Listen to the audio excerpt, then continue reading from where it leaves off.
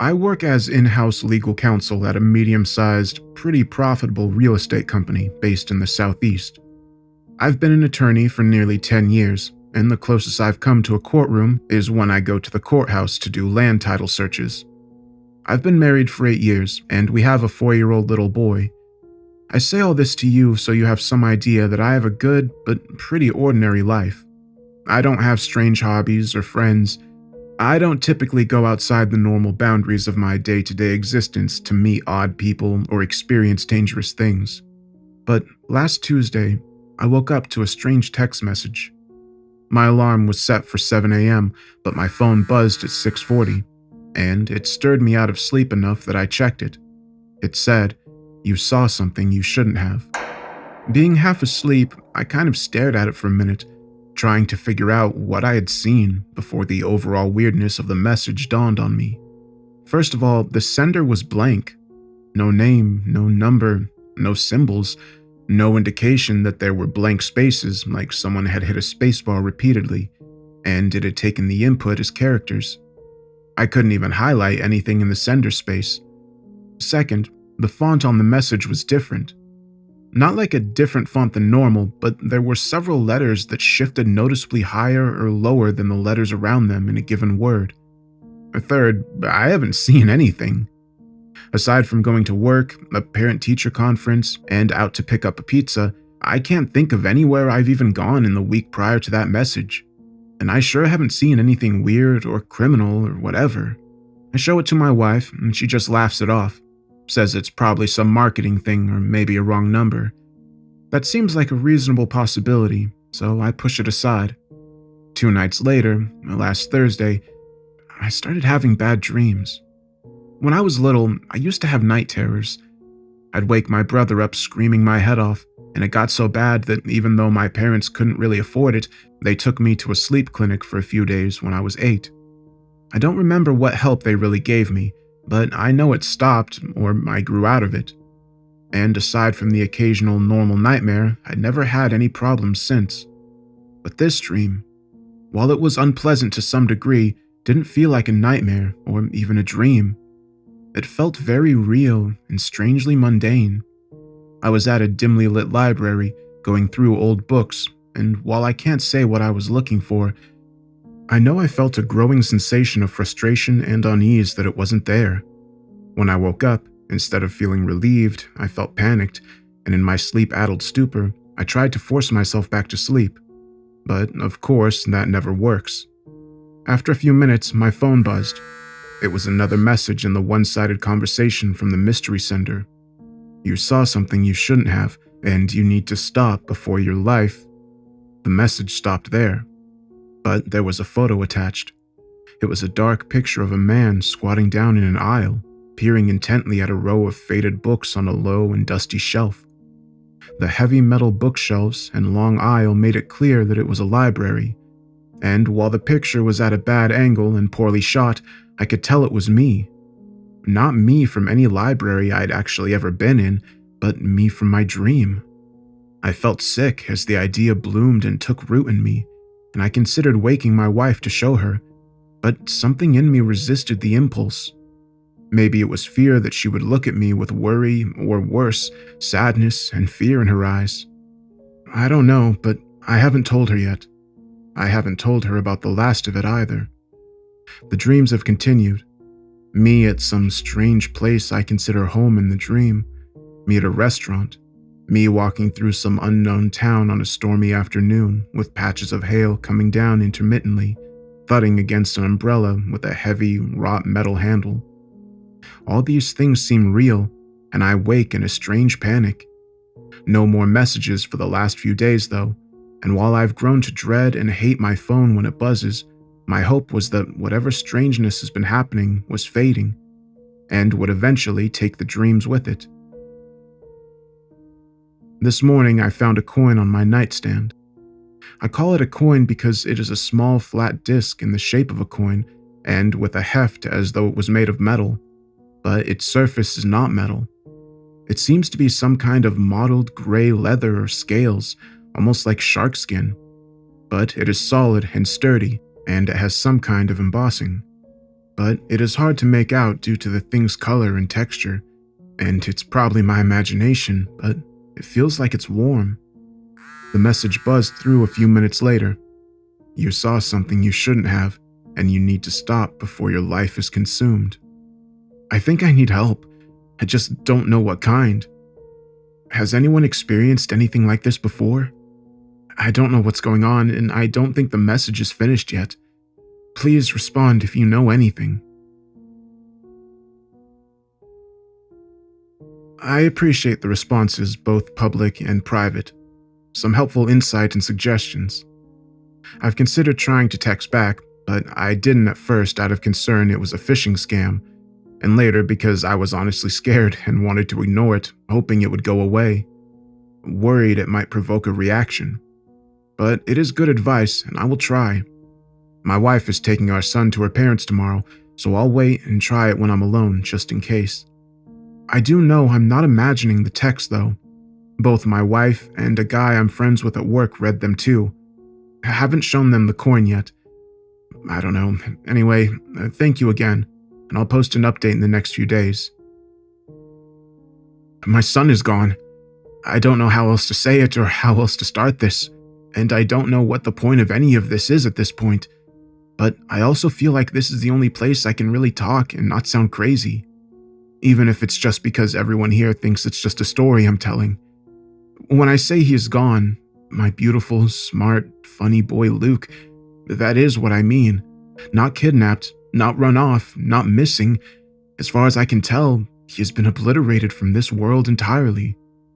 After my first post the other day, I took to heart some advice I received and decided I would try responding to the text messages. I was going to wait until Thursday because I knew my wife and son would be leaving to spend a few days with her parents. Not because of all of this, you understand, just a visit that's been planned for the past few months. The trip is 5 hours and to another state, so it doesn't happen often, but I saw no reason for them not to go this time, especially when no strangeness had seemed to touch them yet, and I was about to do something that might provoke some unknown response. So, yesterday morning, I woke up at 6:30, thinking I'd get up early and have breakfast with them before I went to work, as they would have already left before I got home that night, and I wouldn't see them until Sunday. When I stepped out of our bedroom, I saw Luke's door closed. This was strange because we never close that door so that we can hear him and keep a better eye on him, but I figured he'd just shut it and was either playing or still asleep. I knocked and then opened the door, but it wasn't his room. It was the same room, but with no sight of Luke in it. Where his bed had been, there was an elliptical machine with clothes hanging off of it. Instead of a collection of army men and tanks on the floor, there were boxes of books and an old TV. The room was not full, but there was no sign of recent movement of objects to or from the room. I even thought and looked at the walls for thumbtack holes where Luke's posters had been hung, but the walls were unmarked and covered with old, faded paint. You need to understand that 2 weeks ago I would have left the room immediately, assuming I had made a mistake or was going crazy, and would have sought the right room or some kind of help. But now, I'm already fearful I'm going insane or that something large and terrible is coming for me. I take more care to look and consider, to see if reality is consistent with what I'm perceiving. So it was only after I went through the room thoroughly and found no sign of my boy that I checked the others. And it was only after I searched everywhere upstairs that I began looking for my wife. It seems odd to me in retrospect that I didn't think she would be gone too. Maybe I had some dim, animal sense of her presence in the house, or maybe I was just too overwhelmed to process any more at the moment. In any case, there she was, eating a bowl of cereal at the bar that divides our kitchen and living room. She gave me a sleepy smile at first, but it quickly faded as she saw my expression and heard what I was saying. "Where's Luke?" Who? Luke? I tried to keep my voice even, but I could hear my fear and rage creeping in. "Luke, our son, where is he? What happened to his room? Why are you looking confused?" I swear she looked genuinely concerned as she stood up and came towards me. Honey, you need to calm down. I think you had another weird dream. One where we had a child, I guess? We don't have any children. At least, not yet. I was already shaking my head as she spoke. No, you're lying. You're under someone's control. We have a child. His name is Luke. He's going to be 5 in June. I started crying at that point, and when she reached out to hold me, I didn't pull away. We kept talking for the next couple of hours, during which she showed me photo albums, social media, emails that all either contained no trace of Luke or actual references to us not having kids yet. I agreed to go to a psychologist immediately, and my wife began making calls, but the quickest I could be seen on a non-emergency basis was this coming Monday. And I got her to agree that making this an emergency was jumping the gun, especially with what it could do to my career or bar license. She said she needed to go into town in the afternoon, and I told her to go, that I was okay, that it was probably just stress and bad dreams. In truth, I needed her to go so I had time for what I needed to do. It may be that I'm crazy, but I'd just like to be sure before I commit to that path. If I got medicated or worse, committed, it may be too late. So she leaves, me waving and assuring her I'll stay right there. And 10 minutes later, I'm in my car. I'd like to say that I lied to her to protect her, and that is true, but it isn't the whole truth. I also didn't trust her entirely, and I wanted to verify Luke's existence without her. So I headed to his school. I talk first to his teacher and then the administration. I do it in that order intentionally because I know I'll never get to talk to the teacher if I've already been asking strange questions at the office. I try to ask my questions calmly and with some subtlety, but that's hard to pull off when you're asking about a child that has either been erased or never existed. Both the teacher and the office said Luke was never at the school. They also acted like they didn't even know me. When I have memories of going to the open house, 2 conferences, and the Christmas program. I sat out in my car afterward for a few minutes, crying and trying to reconcile what I knew and felt with the world I'd woken up in. I was close to giving up and going home before I was missed when something occurred to me. I knew that teacher. Aside from related to Luke, I'd never been to that school or met that teacher. Yet I knew her name, her face, where her room was, and what it looked like. Whatever was happening, it really was happening, or I was so far gone that I was lying to myself and creating facts as needed to sustain the delusion. In either case, I made the decision to pursue it further. I texted my wife, apologizing for leaving, telling her not to worry and that I'll be back the following day. I have a long trip ahead of me. Luke was born in the same county my wife is from, the same place I thought they would be heading to today to visit his grandparents. I had already rejected trying to confirm his existence with my wife's parents for several reasons, but I did want to check the birth records at the county probate court. It was one of the few official ways of verifying a young child's existence, and my hope was that if there was some kind of manipulation going on, maybe it wouldn't go that wide or deep. And yes, I know I sound paranoid and insane at this point, and will more so later on. After sending my wife a long text, I finally sent a text to the unknown number. What happened to my son? I probably typed and erased 10 different messages before settling on that one. Not too vague or specific, not overly emotional or confrontational. I waited for 10 minutes for a response, but none came. Setting the phone down, I headed out. There was no way I would make it to the probate court before it closed for the day, so I drove slowly, using the time to think. At one point, I stopped and got something to eat at a fast food place, going inside just to get out of the car for a little while. I sat inside after forcing myself to eat a few bites of a burger that I didn't want when an idea hit me. I had brought that strange coin with me. I didn't really remember picking it up, but I was in a frenzied rush when I left the house. I went back up to the condiment bar in the restaurant and got 5 packs of sugar, emptying them on the table and spreading them in a thick but even circle a little bigger than the coin. My idea was that I could try pressing the coin into the sugar to see if I could tell anything from the imprint it left behind. I did it on both sides, and on one side there were strange shapes and what might be words along the edges. But they were faint and nothing I recognized. On the other side, it seemed like there was a picture of something, possibly a whale. I tried to take pictures with my phone, but the flash washed it out, and no flash was too dark. I gave up and went on the road again. By 10:30, I was close to the area and was going to look for a place to park for the night, having found the idea of getting a room with my card somewhat terrifying, as though someone would find me and capture me in my sleep. I had already gotten money out of the ATM before heading out that afternoon, and it needed to last me a while for food and gas, but speaking of gas, I needed some. I'd been so preoccupied that I'd let it get down to the fuel light, and the only gas station within the next 30 miles was lit up but closed. The sign on the door said back by midnight, and while I had no guarantee it was true, my stupidity had left me with few other options. So I sat and waited.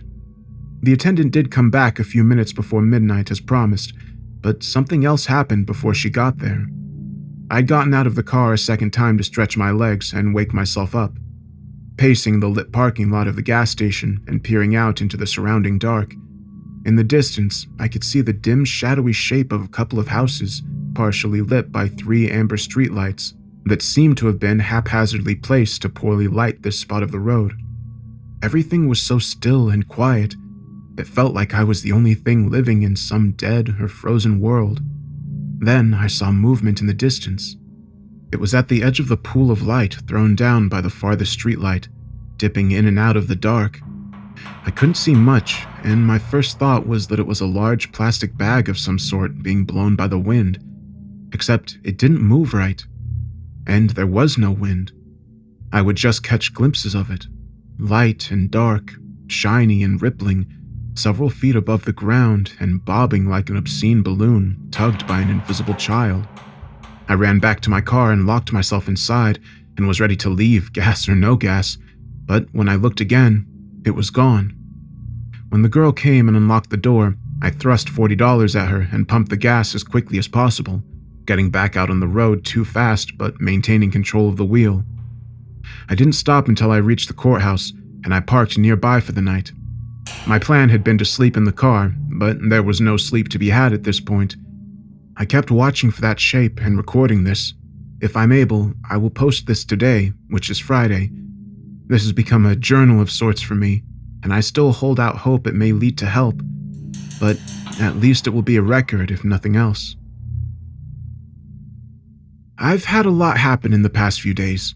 I'm currently using the Wi-Fi in the lobby of a motel I stayed at last night, and I've been aimlessly wandering since Saturday, never staying at the same place more than one night, but I think that's over. It's not accomplishing anything, and I'm very tired. I looked back at what I had posted last, and it was all accurate. The last few days have made me feel sure that I'm either so insane that I'm likely in a padded room right now, rocking in my own piss and shit, dreaming all this up, including recording this for all of you, or it's real. If it is real, I think there's a very good chance that I'm in hell. In which case, would that make it real or just an imagined torment? I don't know, but I find the semantics of it pretty funny at this point. But back to the story, right? Gotta tell the story. And I do. I feel compelled, and when I'm getting it out, I feel more at peace than any other time. Like I'm lancing a boil. Enough of my whining. On with it. I went back into the probate court that afternoon and met with Miss Mercer, who was pleasant and helpful enough, though she had no real help to give. She said that the paper records were all transferred into their database back in 2002, which of course covered Luke, who was born in 2013. No sign of him. I tried every search parameter, but no luck. So then I start asking about doing a search of the physical records. Even when they put those records into the computer system, they have to keep the originals of vital records in most states. The woman was again as helpful as she could be, saying that I was in luck because she had records going back to 1982 in the courthouse, though they were about to transfer everything up to 2015 to an off-site storage facility in the next few weeks to make more room. After that, paper copies from the originals would take a written request and a few days turnaround, but again, she pointed out unironically, today was my lucky day. She led me into a cavernous room filled with deed books and land plats, which made me realize I'd never even called into work the day before or today. Pushing the thought aside, I followed her through another door to a smaller, more densely packed room full of file cabinets. She showed me how the filing system worked and offered to help further, but I told her I could work on it myself. I planned to be thorough, so I made up a more elaborate story that I was doing genealogical research and Luke was a distant cousin. This made it easier to explain that I would need some time to look through records for not only him, but any other lost relatives. In truth, I just wanted to be alone with the records and make sure it was not misfiled if I didn't find his birth certificate right away. Miss Mercer nodded cheerfully and meandered away, heading to a nearby break room where another woman was apparently eating some variety of office birthday cake. I began searching, and it took little time to see it wasn't there. No sign it ever had been. I expanded my search to the entire drawer, then the 2 drawers before and after, going through each certificate individually. It was monotonous, but as I searched, I began picking up on pieces of the conversation between Mercer and the cake lady. They were talking about the funeral Mercer had been to that morning. It was for a man who had run a local barbershop for a number of years, a man whom Miss Mercer clearly thought a lot of and had even dated briefly when they were both just out of high school. There was some wistful talk of him being kind and handsome, but what caught my attention was their tone of voice as they spoke. It carried not just sadness or regret, but a thick chord of fear. At first, I didn't understand, as it was incongruous with what they were saying. Then they started discussing how he died. The man had been found out behind his barbershop one morning earlier this week, having apparently been attacked the night before. No one knew what had attacked him, but his entire head was riddled with tiny holes. Face, scalp, even under his jaw. The cake woman, whose brother was apparently the local coroner, said that they were like teeth marks, but long needle teeth, and from all angles, and from nothing he had ever seen. In any case, the damage done had been extensive. His head had been crushed and punctured severely, and this last part had not been discussed publicly. While the injuries would have killed him, he had actually died fairly slowly from suffocation, possibly while still being bitten. At that time, the woman looked out at me, and I realized I had stopped sneaking glances and was just staring at them. I smiled and nodded, pretending to go back to my search, but after whispering to each other for a moment, they headed back up to the front. After they were gone, I pushed the story from my mind and headed back into the drawers. After an hour, I gave up on finding Luke. I wanted to cry, but I felt too hollowed out and tired to actually do it. Turning to head back up to the front and away from the courthouse, I had a thought. My wife was born in this county too, back in 1984. I didn't know why I felt like I needed to check her too until I did. There was no birth certificate for her either. I searched the entire drawer, a new wellspring of panic rising in my chest. Trying to catch my breath, I pulled out my phone. First, I checked my text messages. She had sent me 3 the day before asking me to come home, but each time I had sent a text back just saying I was okay and I would see her when I got back. But since then, nothing. I had assumed she had just given up for the moment, but now I wasn't sure. I called her cell phone 3 times and the home phone twice, but there was no answer at either. They just rang. I almost ran from the place, but got control of myself and waited long enough to ask Miss Mercer to run a computer check for my wife before I left. Again, nothing. I already felt myself growing numb. Thanking her, I left the office. The trip back home was uneventful, and I honestly don't remember most of it. My head in a dull fog. I felt like I was waiting to read the report saying I had terminal cancer after the doctor had already given me the bad news. My wife was gone. Anything further was just going to be confirmation. I pulled up at the house and felt a rueful lack of surprise that there was no sign of my wife's car. My key worked. The house was still mine apparently. But there was no sign of my family or their belongings. I checked the house thoroughly, more out of some need for completeness than out of any real hope, and found nothing. 2 hours later, exhausted in every sense, I passed out on the sofa. I found myself in another one of those 2 real dreams. I was walking down a dark alleyway in some unknown, rain-soaked city, my face cold as wind whipped past me, bringing with it the spicy scent of old decay. I was headed towards the bright spot in the alley, a neon sign hanging above a door that appeared to belong to some kind of bar or club.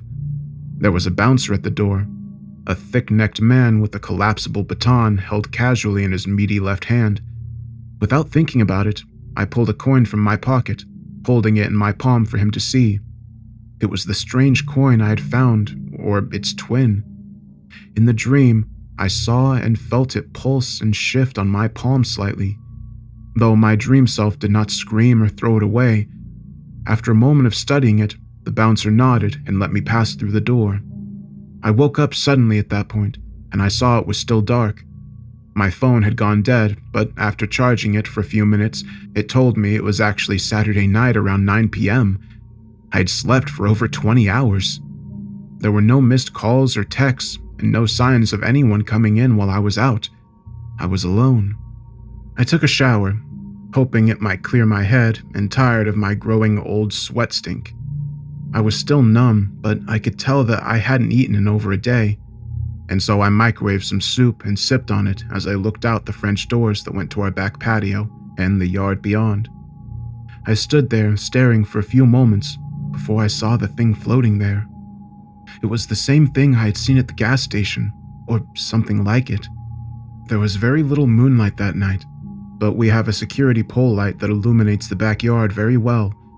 I could see the thing coming toward me slowly, still 30 yards out, but slowly undulating back and forth as it lazily crossed the distance. I've thought a lot about how to describe this thing, and I still don't know.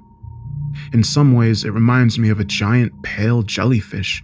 In other ways, it looks like a semi-opaque dry cleaning bag given obscene life. If it has a head, it is the roundish mass that moves it forward, a ball of pale and largely translucent flesh that floats in the air. At the center of this mound is a writhing ball of darkness.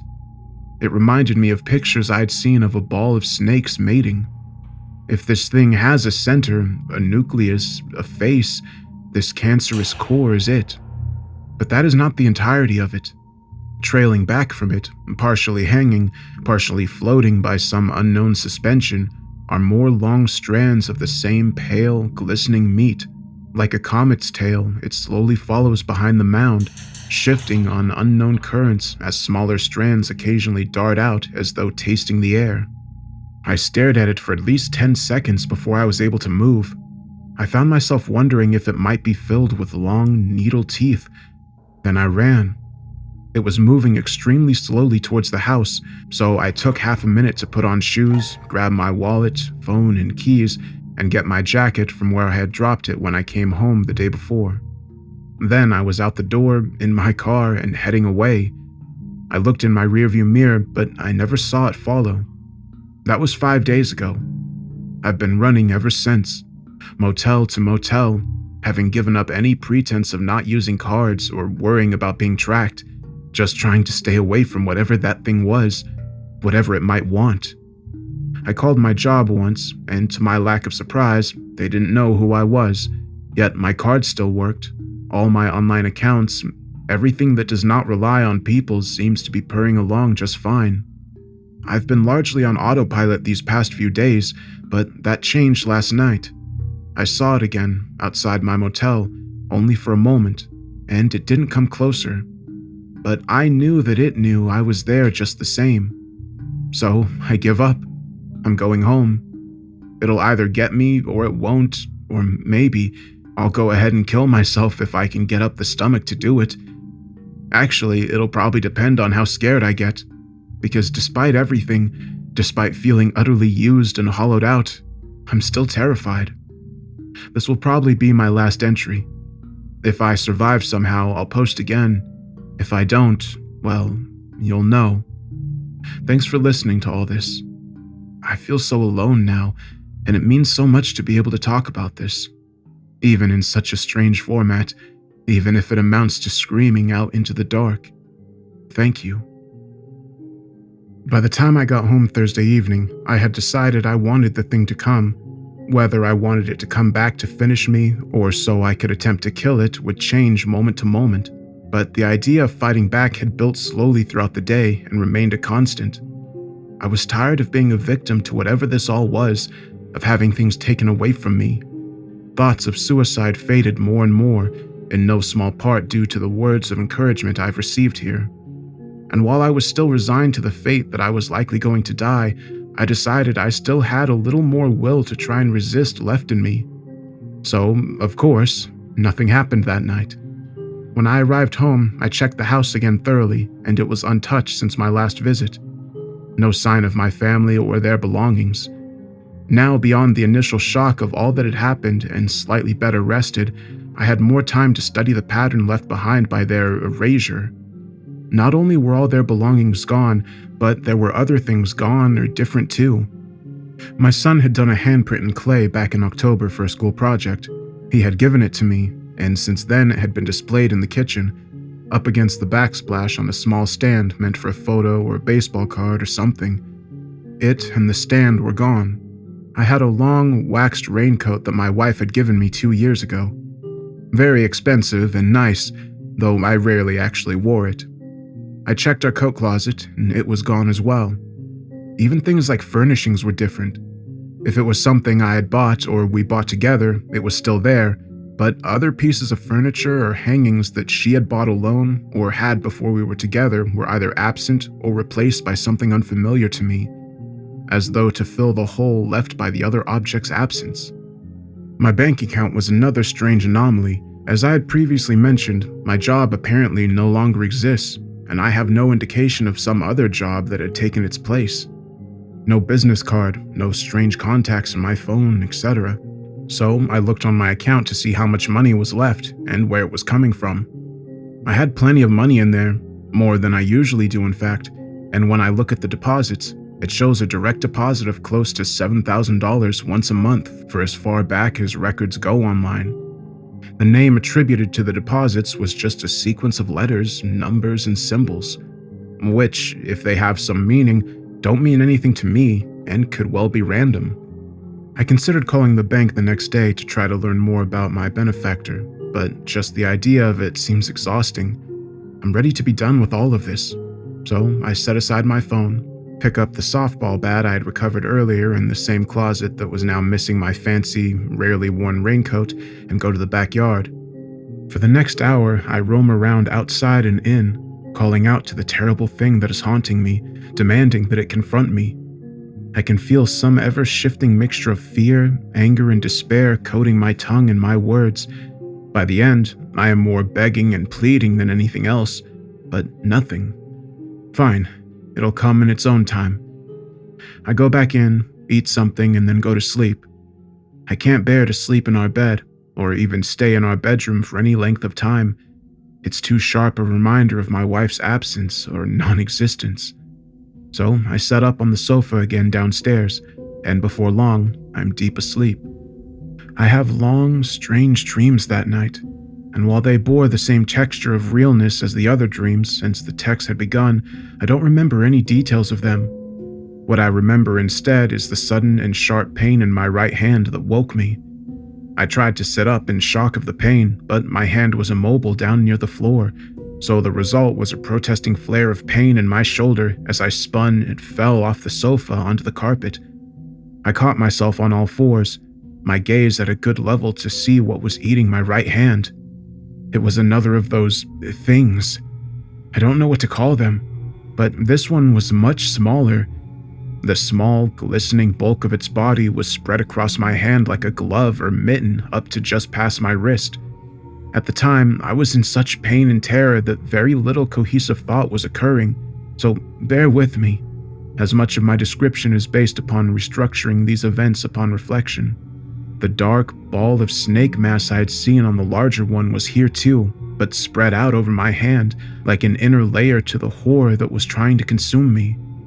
Looking at it now, I guess that's where all the teeth come from. There were so many teeth, needles boring down into my flesh, plucking at my tendons and scraping at my bones. As bad as that was, the overwhelming sense of pressure was somehow worse. And though the creature was competing with itself as to what method would destroy my hand first, when I looked at it for the first time, I swear it paused and considered me, though it had no eyes or face I could see. Then it went back to work, and I began to scream. I couldn't move my hand because it had wrapped parts of itself securely to one of the legs of the sofa, and my first attempts at pulling it free just caused fresh pain with no progress. I looked around for a weapon, but saw none within reach. I did notice where I had left the strange leathery coin on the coffee table, however. The coin had burst open from the inside while I slept. Apparently this thing had been inside the entire time, but that information wouldn't help me now. I needed to kill it. My hand was beginning to go numb, and I knew I had little time left to save it, if it could be saved at all. Straining with the effort, I partially stood and began moving towards the kitchen, because while the thing couldn't be dislodged from the sofa wasn't attached to anything. As I began pulling it and the sofa along slowly, it bit down and crushed my hand more, and I felt sure it would just burst, leaving me with a bloody, ragged stump. But I kept pulling, my screams having died out in my concentration and effort. I made it across the living room, then into the edge of the kitchen. I thought about the knife, but I was afraid I would just hurt my hand, or it would just dislodge and crawl up the knife to my left hand before I could drop it. I began pulling out drawers and found an old trigger lighter that I sometimes used on the grill outside. Saying a frantic prayer, I pulled the trigger. Nothing. Again, and a small flame appeared at the end of the lighter. I held it tighter and stuck the flame to the creature's flesh. Dark gray smoke began trailing up from the side of the flame, and there was a terrible smell that made me gag. But that was all. No reaction from the creature at all. The pain was fading away now, but that somehow made me more afraid, not less. I cast my eyes around for some new weapon, but saw nothing other than a small cow salt shaker that must have been one of the replacement objects, because I had never seen it before. I suddenly thought of garden slugs, and having no other ready options, I picked up the shaker and turned it over. Salt poured out, and this time the reaction was immediate. The milky flesh turned black where the salt landed, seeming to stick and burn the creature as it began trying to release my hand. I put my right foot down on it to hold it in place as I shook out more, rubbing my hand along the floor to catch salt crystals that missed their mark initially. The creature gave a violent shudder and then went still, aside from the continued withering of its flesh. I slid my hand free from its carcass and continued to shake salt with the other, until it had melted into a small black wad of flesh that began to crack and crumble into flakes before my eyes. I sat, staring at the remnants of the monster for what seemed like 5 minutes, making sure it did not somehow reconstruct itself, before turning to look at the hand I was holding cradled in my lap. There was no blood or leaking fluid of any kind. Instead, my hand looked slightly swollen, but otherwise normal aside from the hundreds of small holes that now adorned nearly every millimeter of my flesh. Even the skin on the sides of my fingers had holes, as well as multiple holes through each fingernail. In places where I could clearly see veins, there were holes there as well, but still no sign of blood. And no pain. No feeling at all, actually.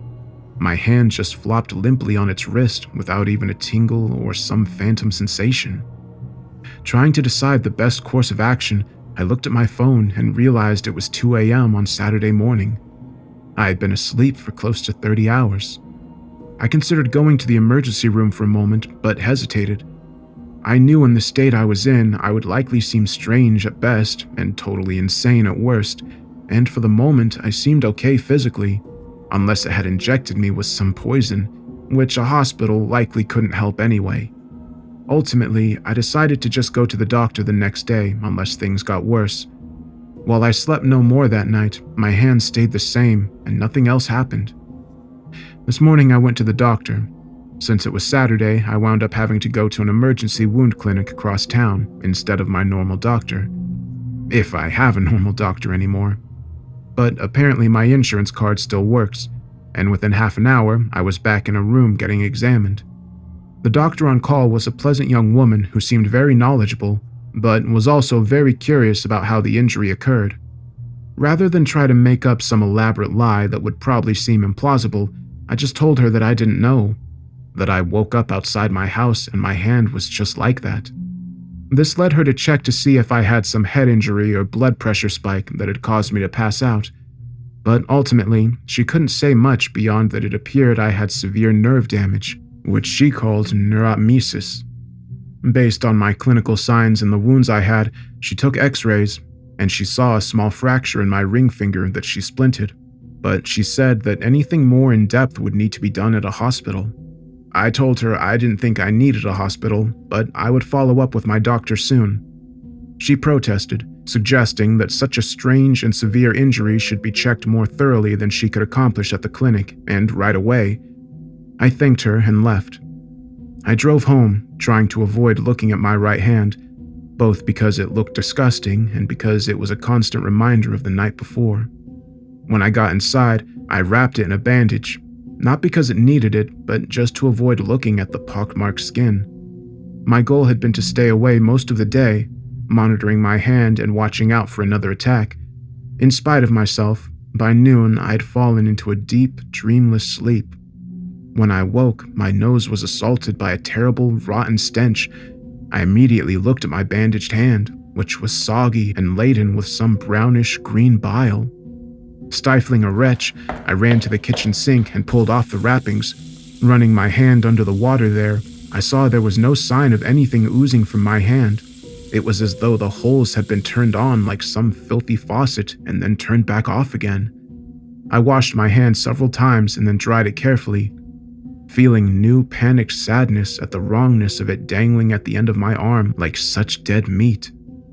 I felt tears coming to my eyes, and I moved back to the living room, noticing the pen and paper on the ground for the first time. It was an old legal notepad that seemed vaguely familiar, but I couldn't recall from where or when. Sitting nearby was a ballpoint pen of the type we kept around the house to make notes or write checks. Both had light, drying smudges of the same ichor that had been seeping through my bandages, and the pad had writing on it. I recognized my handwriting, and I'm right-handed. Based on that and the smudges, I feel sure I wrote these words with my dead hand while I slept. I don't know what it means, but what the notepad said was this: the magpie song. There's a flock of magpies round me, round me. They soar as high as you see, you see. They took my eyes, but fairly paid, for I rest in their eyes as even trade. Spanning the land and the sea, there's a flock of blackbirds in flight, in flight. They move to and fro every night, every night. They took my ears, beak sharp and wry, but it favors me with each sobbing cry. Found in the spaces away from the light, there's a flock of crows crying loud, crying loud. They cast shadows great as clouds, a shroud.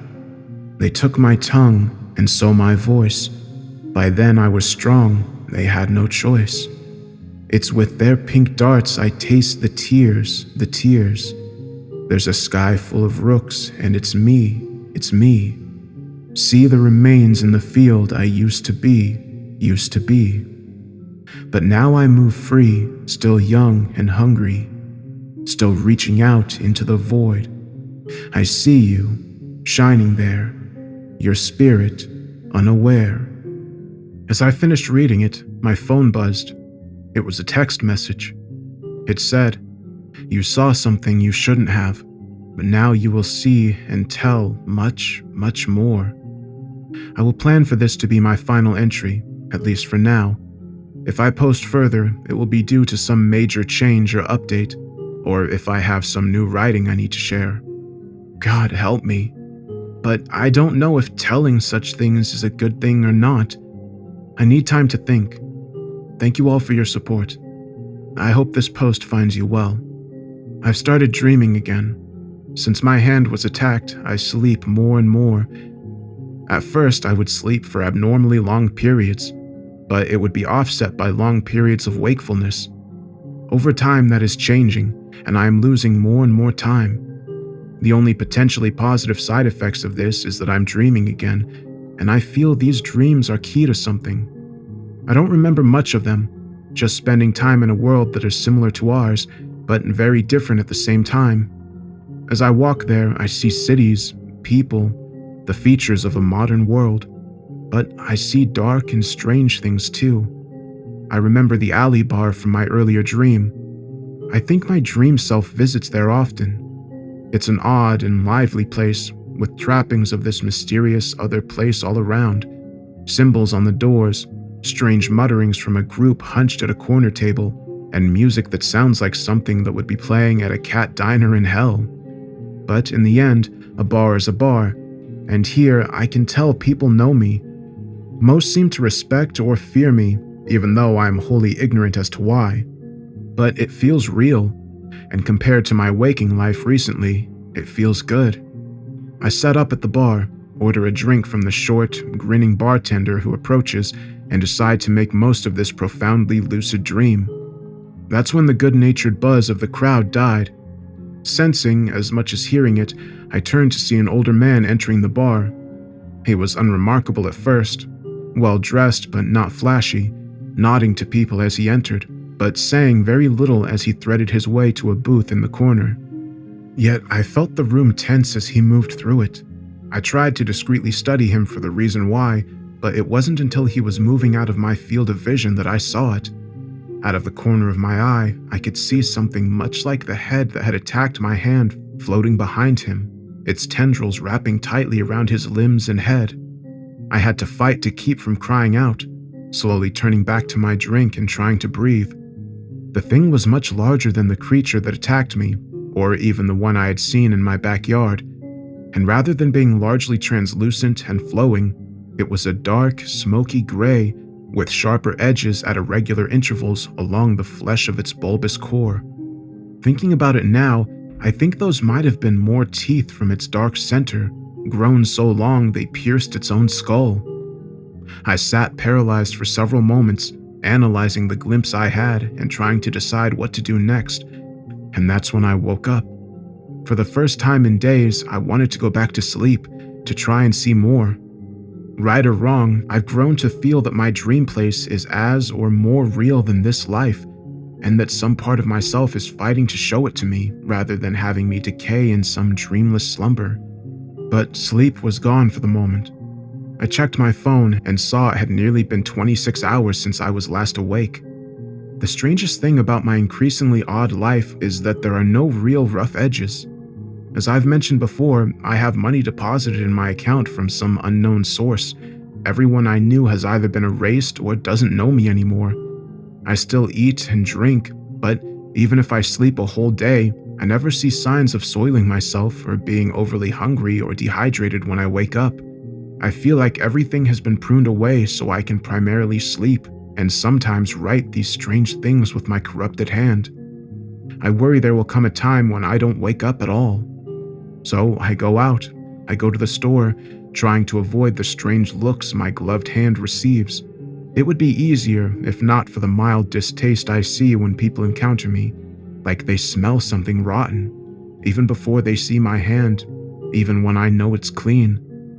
I dress largely the same, and I'm not poorly groomed, yet I feel like some dirty vagrant who is unwelcome as I push a shopping cart down the aisle.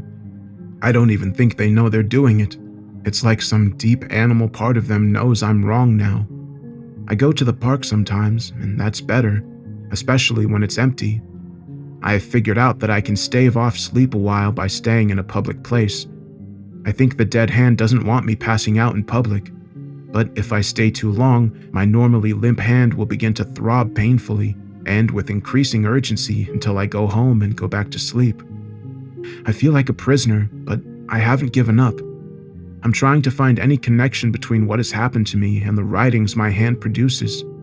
So far, what I've managed to learn is that there is a Tattersall Security, some low-profile outlet that does mainly government contracts, so that might be a connection with FM Writer. And based on some forum discussions I found, there has been a strange increase in the amount of door graffiti in certain parts of the southern and central US. And out of the few photo examples I found online, several looked like what was described in "It's not a window, it's a door." Finally, I haven't found another writing yet, or at least not a narrative. But 2 days ago, I did find something I had done, the hand had done, while I was asleep. It was a drawing of a cave, or that's what it seemed to be at least. Below it was just one word: mystery. I don't know what any of this means yet, or if I ever will, but I will keep trying. And I wanted to update you on things during the brief window of wakefulness I have. If I can, I will write again, and I hope this finds you well.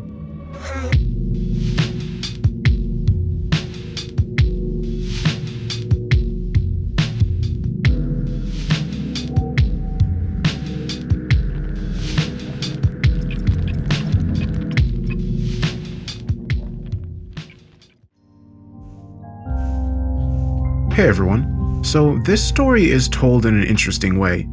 The hand writes some stories and they aren't included in this one, but I will be making a follow-up video that does include them. I wasn't exactly sure how to do it. I thought about just putting them in this one, but since the original story wasn't written with them included, I found it very jarring to try to just put them in the middle of this one because they're like 30 and 40 minutes long and they have their own casts of characters, and I figured it would be kind of jarring to just be doing this story and then halfway through be like, here's the story the hand wrote, and it just changes for like 30 minutes to a different story completely that's not really related. So I'm going to be doing those two stories. I'll be putting them in a separate video, and then at the beginning of that video I'll be saying, you know, these are the stories that were written by the hand in this one. So yeah, it's a pretty interesting way to do storytelling. I think I haven't really seen something like that before, but I'm really curious to see what all of you think. This story is definitely more of a cryptic one. I believe it has a lot of hidden meaning, which will probably be expanded upon when you see the other two stories that the hand wrote. One of them's called FM Writer. It's not a window, it's a door or something like that, I believe. But yeah, I don't really have a lot of thoughts on this one initially, just because I'm still thinking about the story, thinking over all the details. So what I think I'll do is when I post that one, I'll give a better thoughts section on this story once that one is up and it has all of the details out. But if any of you have any theories or ideas about this story so far, I'd love to hear them. I'll be in the comments like I normally am, and I hope you have a great day.